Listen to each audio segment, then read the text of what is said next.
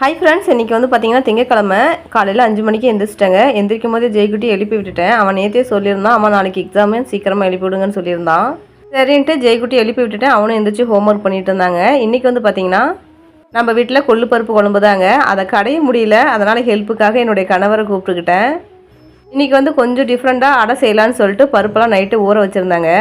கடலைப்பருப்பு, துவரம் பருப்பு, பாசிப்பருப்பு, பச்சைப்பயிறு, பச்சரிசி, கொஞ்சம் உளுந்து இதெல்லாம் சேர்த்து நைட்டே ஊற வச்சு காலையில் அதோட கொஞ்சம் உப்பு, 2-3 பல்லு பூண்டு, கொஞ்சமாக வரமிளகாய், கொஞ்சம் சீரகம் சேர்த்து நல்லா அரைச்சிட்டாங்க. தேவையான அளவுக்கு தண்ணி ஊற்றி தேவையான அளவுக்கு உப்பு, கருவேப்பிலை, வெங்காயம் இதெல்லாம் சேர்த்து நல்லா கலந்து ஊற்றி எடுத்தோம் அப்படின்னா அடை ரெடிங்க. கொள்ளு பருப்பும் ரெடி ஆகிடுச்சு. ஒரு பக்கம் வந்து பார்த்தீங்கன்னா அடையும் ரெடி ஆகிடுச்சிங்க. லஞ்சு பிரேக்ஃபாஸ்ட்டும் சூப்பராக செஞ்சாச்சு. உங்களுக்கு ஏதாச்சும் அடை ரெசிபி தெரிஞ்சால் சொல்லுங்கள், நானும் ட்ரை பண்ணி பார்க்குறேன். 10 வெரைட்டி கூட சமைச்சிடலாம். ஆனால் என்ன சமைக்கணும்னு யோசிக்கும் போது தான் மூளையே கலங்குதுங்க. உங்களுக்கு எப்படின்னு கமெண்ட் பண்ணுங்கள்.